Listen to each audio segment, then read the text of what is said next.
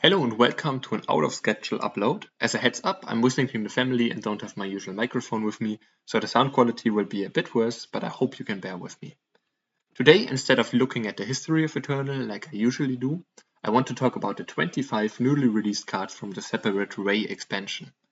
I didn't have a lot of time to test them yet, so keep in mind that my evaluations are educated guesses and not really based on much empirical data yet. Because of that, I will refrain from using a clearly numbered rating system and instead talk about potential throne or expedition decks for the new cards, and I try to make some loose calls on how good I think those decks will be and how essential the new cards will be for them. At the end, I will give a short summary on how good I think the expansion as a whole is, but as I said earlier, that will only be an estimation. I will be able to give a more in-depth view on it in the expansion and chapter guide I'm currently working on, and which I will release in about 2 or 3 weeks. Well, with all of that out of the way, let's take a look at the new cards. We start with the mono faction power cycle called the Rifts. All of them are depleted unless you have at least one influence in the faction, and you can spellcraft them for some power to get an additional effect. I will start with some general points that consider all Rifts as a whole, and then I talk about each of them specifically, beginning with Ruinous Rift. The Rifts will definitely fit into several expedition decks because they have much less competition there compared to Throne, although they might still have a hard time slotting into 3+ faction decks and into the 2 faction decks that have 8 marks, because those already need 8 slots for Silexes and Seeds, 8 more for their marks, and then they also need enough sigils to make the Seeds underbleeded consistently.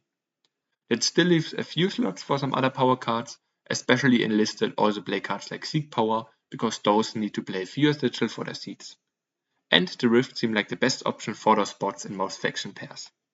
In Throne, they will have a harder time finding a home outside of mono faction decks, because most 2+ faction decks need a lot of dual influence power cards, and Throne has more than enough of those. But a few copies of the better Rift could still fit into some decks, at least in 2 faction decks and or decks with Horde Plunderer or Master Archivist. Ruinous Rift is one of the better ones. It's purely reactive and answers a fairly specific card type. You can spellcraft it for 5 to kill an enemy attachment, which means that it will just be a Versify sigil in some matchups, but it is really good against decks with important attachments. In Expedition it can kill all the versatile weapons, which there are a lot of, but the opponent will usually get some value out of those before you can remove them, so that's not a huge upside. More importantly, it's an answer to permanent value generators like Venus Masterpiece or Star Reader's Tool, which not every deck plays, but you will run into those cards often enough that playing some relic removal can be worth it, especially if the removal is as good and as easy to slot in as Ruinous Rift. You could already play cards like Emperor Cobra or Steelvan Rebel before, but replacing a sigil with a slightly weaker sigil seems less awkward than replacing a strong non-power card with a card that will be significantly weaker in most matchups. In Throne, it can kill even more problematic relics like Sling of the Chi or the Creation Project, but as I said earlier, it also has way more competition both in the power slots and in the terms of relic removal, so I'm uncertain how many decks really want it. But it does have the advantage compared to most other relic removal in Fire of being main deckable, which means that Suppressor or Chamber can't cut your access to it off, because most decks are playing Merchants with Summon effect to get to the market, and those don't work under Suppressor or Chamber. For that reason, I wouldn't be surprised if some Throne, midrange or control decks still try to fit in a few copies if the influence cost allows for it. Now we go to Secluded Rift, the time one. It can spellcraft for 4 to silence a unit. It will have more games where it does something, but will be less impactful when used compared to Ruinous Rift. I think it's still one of the better Rifts. Silence can be very helpful for big-time midrange decks, because it reduces problematic units to the thing that those decks can deal with best, pure stats. In Expedition, it can silence units like Wasp or Wiener to remove their steamroll potential and reduce them to easily blockable stat piles. In Throne, it can theoretically do the same, but big time decks are weaker there, and 4 is a lot more expensive if you have to silence 2 drops, like Kira or Suppressor with it, so I don't expect to see more than 1 or 2 copies outside of Monotime or Horde Plunderer decks. Next up we have Overgrown Rift. Differently to the 2 ones I talked about before, it has a proactive effect, so it would always do something. but gaining 4 armor for 4 power will rarely matter enough to play it unless you have specific synergy with armor, which usually means relic weapons. Expedition, it seems like a good inclusion for Arcano and Archenbolt Armory decks, especially because it makes Ageless Knight a lot better. In Throne, you could also try it in Armory decks, but you will rarely be in a spot where paying 4 for just 4 armor feels good, compared to using a Stormhold Plating or Emerald Raystone, which give you less armor but basically do that for free, and they are power 2, so I think they are a lot better. Which means I think Overgrown Rift won't see a lot of Throne play. Next up we have Windswept Rift. It has the cheapest spellcraft. It can deal 1 damage for 3 power by playing a Snowball. That offers a surprising amount of flexibility. It can remove eaches, kill smaller relic weapons or units, and deal the final blow to bigger units after they blocked or after you used damage-based removal on them. In Expedition we don't have a lot of 1 health units, but it can still come up against aggro, and it can kill bigger things in combination with cards like Ignite or Sashenka. And there is also a decent amount of eaches in Expedition, so definitely expect to see at least a few copies in most 2-faction Primal decks. In Throne, it seems like a good fit for releasing the spells thanks to the synergy with spell trigger effects and Wump and Miso. Outside of that, you could try 1 or 2 copies in Control to remove eaches or 1 health units like Hosen or Stonehammer, but I don't think it's essential for anything. And in Control decks, you also have enough good other power options to not have to play it. Lastly, we have Ominous Rift, which gives 1 of the units +2 attack permanently for 4 power. Again, a pretty minor effect, unless you have synergy with it, so I suspect that it will mostly see play in Renown decks. In Expedition, it seems very good in Archenport and maybe GPS Renown decks, with cards like Glory Seeker or Quinn Skullhaven Warden, but it could also fit into Skonska, especially the more aggressive lists with Helion, because they don't have any marks anyway, and an attack buff is very nice on Helion or Champion of Chaos. In Throne, it seems a bit too expensive, and most Shadow decks want to play Etchings, so they have even less room for single faction power, but it could still see a little bit of experimentation and 1 or 2 copies in the more aggressive mid-range decks. Now we're done with the Rift and go over to the non-power cards. Start with Quick Study. It's 1 power single fire influence 2/1 unit. It gets a random battle skill from any unit you play. So if you play a unit with Flying and Berserk, it will randomly get either Flying or Berserk. A 2/1 for 1 by itself is unexciting in both formats, but if your deck can consistently give it specific, strong battle skills like Flying, Aegis or Berserk, it can be a very strong card in aggro decks. In Expedition, it should definitely find room in most fire aggro decks, because it is by itself only slightly weaker than the 2 best fire 1-drops Pyro Knight and Raging Shackle, and its synergy with cards like Karina, Blurwing Raider or Queen Guard Elite puts it above those 2. Study has stronger competition in Throne. I think it still has the potential to become a staple in at least Skybrick aggro, thanks to the deck's abundance of cheap Aegis units. Next up we have Scavenger Scrap. It's a 2-power single fire influence relic that lets your unit with the lowest attack hunt at the end of your turn. The obvious comparison for it is Rift Siphon, and I think in most decks Scraps clearly loses that comparison. Siphon can trigger multiple times per turn, either if you attack successfully with multiple units, or if you have units that deal damage with the effects, but it could still see some play in decks that either don't want to play Shadow, or that aren't aggressive enough to consistently hit face with multiple units anyway. I'm not certain if any such deck will exist in a meaningful way though, so I don't have my hopes up high for Scraps. We go to the last fire card, Wildfire Crawler. Wildfire Crawler is a 5-power double fire influence 7/4 unit with charge and quick draw. At the end of your turn it has to devour 4. If it can't, it sacrifices itself. Crawler is a very aggressively slanted card, but at the same time it costs 5 and requires removal or mill effects to be more than a mediocre burn or removal spell in most games, which is both awkward for aggro. In Expedition, it has some potential in Stonescar aggro lists. Those decks already play a slightly higher curve, partly because they can't rely on 1-drops as much thanks to their bad power base, and partly because Stonescar has some very powerful 4-cost cards. And those decks play strong hunt cards like Murgo, Ozua's Longbow or Centipede Keeper, so Crawler would have enough fodder to at least survive a turn or two in most games. I'm still skeptical if he is better than alternatives like 5-cost Murgo, but I think he has some potential in Expedition Stonska. In Throne, I would be very surprised if Wildfire sees any play at all, because I would always rather play Soulfire Drake or Inferno Phoenix if I want an expensive finisher out of a Fire Market or Fire main deck. Now we go to the time non-power cards. We start with Caravan Wingride. Caravan Wingride is a 2-power, single-time influence 2/3 unit that reduces your cost of relic effect activations by 1 power. Wingride is obviously designed to support the FTJ Honey Wiener decks, and it seems more than strong enough to do that efficiently. In Expedition, it makes for a solid 2-drop that can block well against some early aggro units like Pyro Knight or Murgo. It still dies to Ignite or Kroger's Grave, but that means other important units like Fina or Porter won't get hit with those, and you can buff it out of range with Fina's Masterpiece, and when it survives, it will make all your honey significantly easier to activate while still curving out normally. In Throne, I've seen some 4-5 action relic decks pop up here and there since the release of Fina's Masterpiece and Wiener.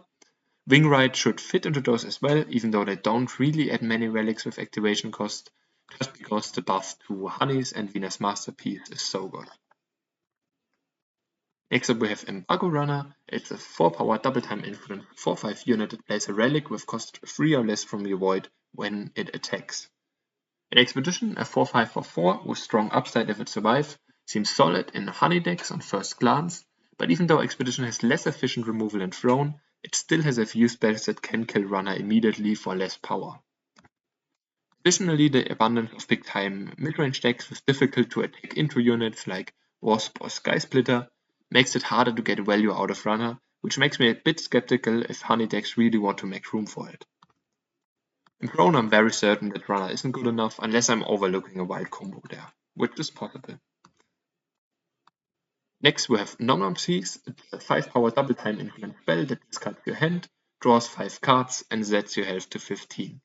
Feast definitely doesn't fit into every deck. Drawing 5 cards is great, but it only does that in decks that can consistently empty their hand, and setting your life to 15 may be an upside against aggro, but it can also be a massive downside against slower decks. It still seems strong in specific decks. In Expedition, I'm not sure if a deck for it exists right now. Bigger time mid-range decks want to play as few non-recruit hits as possible, and playing a greedy draw spell instead of efficient removal in one of those precious non-unit non-power spots seems questionable. If you play Hive Delivery, it could be worth including Feast on the market, but I'm not really sold on Delivery in recruit decks as well. In Throne, we have better market access for it, like Crack the Earth, so Feast could show up as a hand refill in the market of decks like Praxis midrange, but it has to compete with the strong time market options of Gnash, Trail Scourge, Rapid Development, and many more, so I'm skeptical about it seeing play in time midrange decks in Throne. Where I definitely expect to see it is Rebuild Combo and Contra Equalize. Both don't play heavily towards the board in the first few turns, so they usually take some damage, which makes the life reset less of a downside or even an upside. And Rebuild wants to dig deep to find its namesake card and combo, and Contra Equalize will often end up with a ton of power but an almost empty hand, which is both great for Feast. Now we are at the Justice card. Steelfin Glaive is a 2-power double Justice influence 2/1 versatile weapon that plays a copy of itself on a different wielder on summon. Glaive is already very strong by itself as long as your deck consistently has a unit in play early on, because it offers 4/2 instead for just 2 power, half of which you can use as removal, but it gets even better with Synergy. In Expedition, it is an easy inclusion for Archenport Renown, and maybe if the power base is doable, also JPS Renown. And it should definitely fit into armory decks with cards like Pangolin or Ageless Knight. Keep in mind that it gives a unit more health if you play it on yourself first, while you already have armor. So if you play a Pangolin and next turn play the Glaive, and you still have the free armor from last turn, you can play it on yourself first. It has 4 armor, and then you play it on the Pangolin, for example, and it's in a 2/4 weapon on the Pangolin then. And also keep in mind that it triggers the debuff from Bazooka twice because you play 2 weapons at the same time. In Throne, it seems like a perfect card for Rakano Onis. because the deck has a lot of weapon synergy, units with mastery effects, so it likes the buffs. But a power base might be a bit tricky because you usually want to play a fire 1-drop on turn 1 in the deck, and you don't have a lot of undepleted duels. So it will be tough to play a fire 1-drop on 1 and then glaive on 2. But it might still be worth playing glaive even if the power base only enables it on turn 3 consistently. Other than that, glaive could give FGS or Archenpot Armory enough of a push and be worth a try in other low to the ground justice decks like Horukira. Next up we have Agent of the Reef. It's a 3-power double justice influence 3/4 unit that can reduce its attack to 0 on summon to do the same to an opponent's unit. It seems like a solid standalone card in Expedition. It makes the relic weapons better because they can just attack into the 0 attack units without dying, and it can heavily slow down aggro decks by basically stunning the biggest threat they have and providing a decent wall at the same time. But you can even just play it on an empty board or not use the ability if you just want a 3/4 body. I don't think it's a must-have for any Expedition deck, but I could see it being played in decks like Archenpot Armory or Compre midrange. At Throne it's a bit too much below rate for midrange decks and not good enough to fit into Control, which usually prefers to play as few units as possible, so I don't think Agent of the Reef will see any Throne play. Next up we have Spearcourt Hulk. It's a 6-power double justice influence 5/6 unit with bolster. Your units get +2/+2 in endurance this turn. Hulk seems way too clunky to even make it into bolster lists in Expedition, and those decks struggle in both formats, so I doubt that we'll see much of Hulk in Throne or Expedition. I'm pretty sure it's the weakest card in the set. Next up we have Haven Augur. Haven Augur. It's a 2-power single primal influence 1/1 that permanently prevents Aegis and negates from stopping his spells, and Augur gets +1/+1 whenever you play a spell yourself. That means it's a more expensive Alessi that doesn't gain armor, but the permanent effect makes your removal a lot more potent in some matchups, and Primal is the best faction for a spell buff effect compared to Compre, for example, thanks to all of its cheap card draw. In Expedition, Augur seems decent for Horror Hunt deck thanks to the cheap cycle effect like Urge to Feed and all the advantages from hunting, but starting at 1 health makes it very fragile and the deck isn't playing a ton of real spells, so I wouldn't be surprised if Augur doesn't really become a staple in it. In Throne we have more cheap protection spells and card draw, so Augur seems like a better fit there. In Horukira you could make it even more difficult to interact with your protection spells by making them uncounterable, and the few removal spells you play would go for Aegis, but Horukira never suffered from a shortage of 2-drops, and you can't target Augur with Justice Etchings, which is why I don't think it survives the initial experimentation phase in that deck. Vision Spell seems like a better fit, despite Augur dying to your own womb, because the deck plays spells more proactively, making it easier to buff Augur at will, and because the deck plays the fitting etching for it. Next up we have Great Secret. It's a 3-power single primal influence spell that gives one of your units +1/+1 in Overwhelm and draws a card. When you play the last card in your hand, you also draw it from your void and give it Void Bound. Secret just seems a bit too tame for 3 power. You can get the buff and draw with Urge to Feed most of the time for 2 power less, and the Void draw effect just doesn't make up for that 2 less power. Especially because the draw from trade means that you will have to wait even longer for that Void draw effect. Outside of using it for cost-based renown, I don't really see a reason to play it, and there are much better free cost cards you can play for that purpose, like Mirror Image or Reinforced Reaper. Next up, our last primal card, we have Sashenka Bound. It's a 4-power double primal influence 4/4 unit that gets +1/+1 in Berserk when it kills the unit, and +1/+1 at Killer when it hits the opponent. Sashenka can definitely steamroll games when unblocked and unremoved, but that seems like a dream scenario that will rarely happen, because Sashenka will either die to removal or just get blocked by more efficient units in both formats.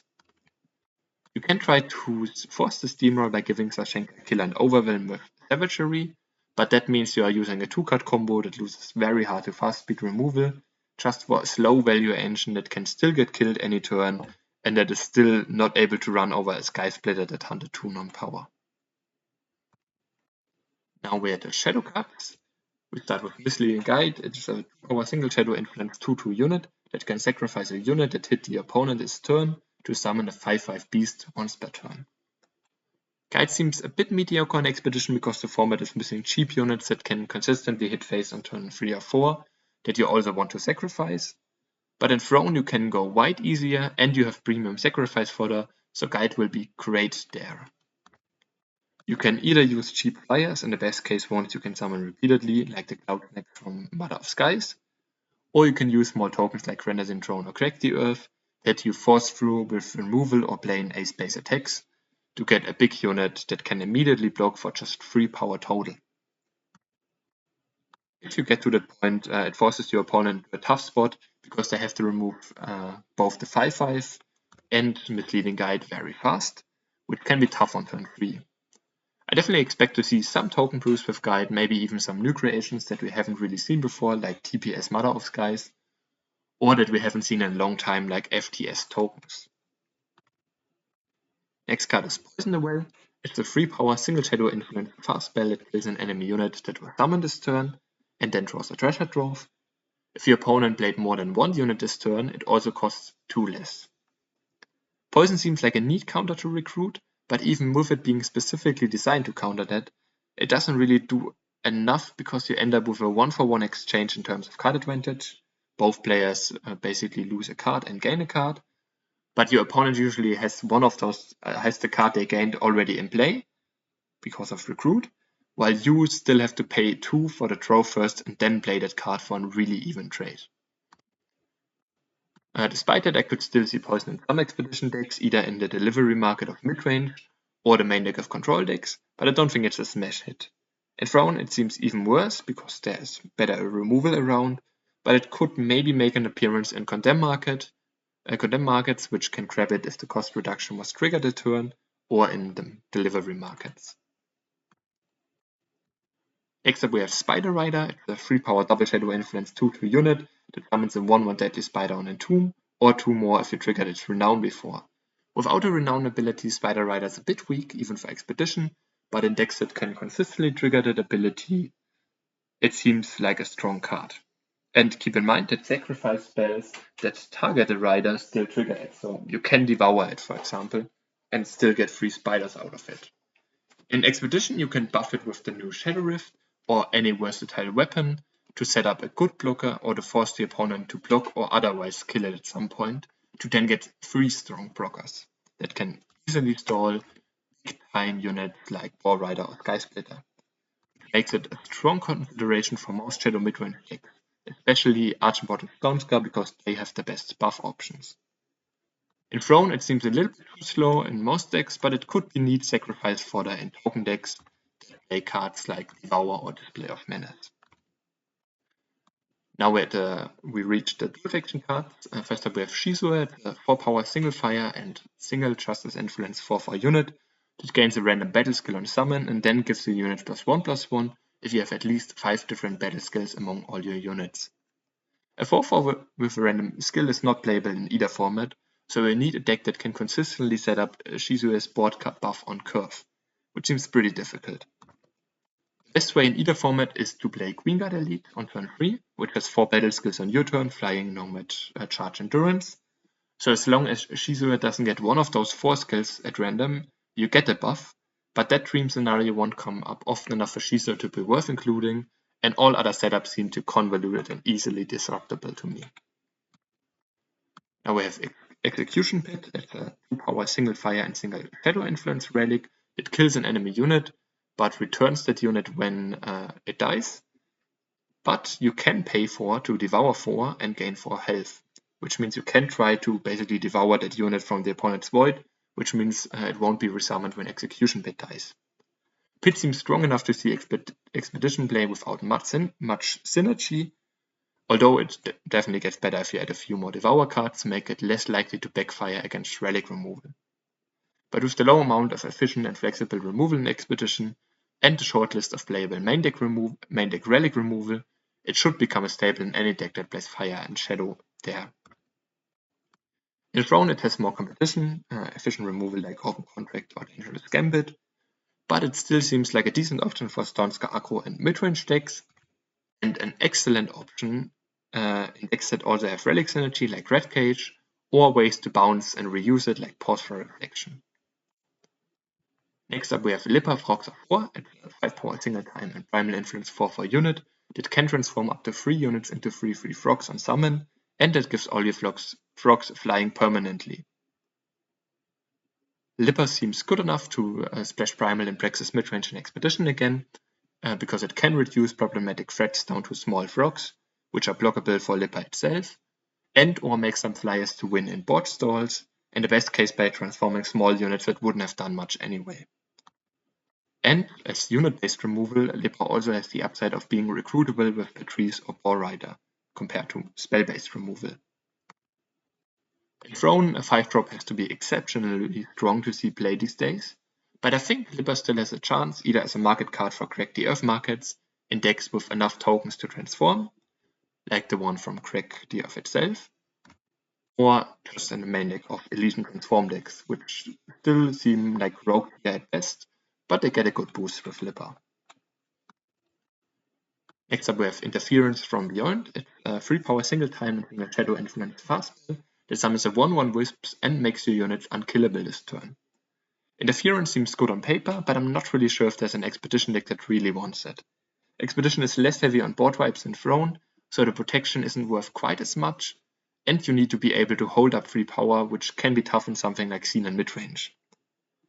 If an more aggressive bolster deck exists, Interference seems like a strong option for that though. Throne, it's in an even tougher spot because it also has to compete against Curtain Call in heavy influence Xenon decks, and against Stand Together in any Xenon deck that also splashes Justice. I still think it's a potential strong card for the future in Throne and Expedition, but right now I don't really see a clear place for it outside of maybe Bolster Archon Expedition. And our last card is Canopy Archer. It's a 3 power single Justice and single Primal Influence 0/5 unit that gives you 1 armor whenever you play a card with cost 3 or more, including itself, and that gets +2 attack if you have any armor at the start of your turn. Archer seems a little bit too weak to see play by itself, and is in the wrong faction for its synergies. Armory seems better in Argenport or Arcano, and Bolster is better in TGS. It's not horrible for Expedition Standard, but I don't see a current home for it in Expedition, and definitely none in Throne.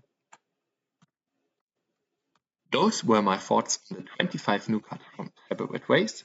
As a summary, I'd say that this is definitely a must-have for Expedition players. Almost every Expedition deck gets at least 1 or 2 cards that it can include or should include in a useful way, but more of a maybe for Throne, depending on how interested you are in the few Throne level cards like Glaive, Execution Pit, or Wingride. Like I said in the beginning, this is only based on educated guesses, so take it with a grain of salt. I will try to have a more informed view on this expansion, including comparisons to all other expansions, in my expansion and chapter guide in a few weeks. So stay tuned and have a nice week.